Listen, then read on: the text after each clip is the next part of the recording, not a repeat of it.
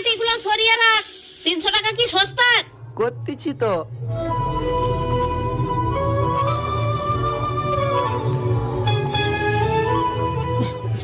গলাটা পুরো শুকিয়ে যাচ্ছে, একটু জল খেতে হবে।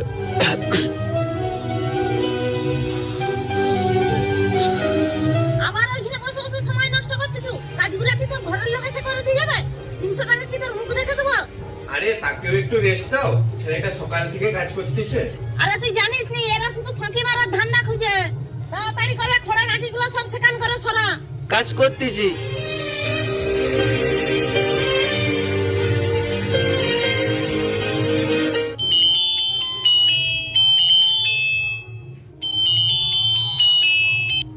হ্যালো দেখ কাজ ছেড়ে দিয়ে কার সাথে ফোনে গল্প করতেছে। দাঁড়া দেখাচ্ছি মজাটা।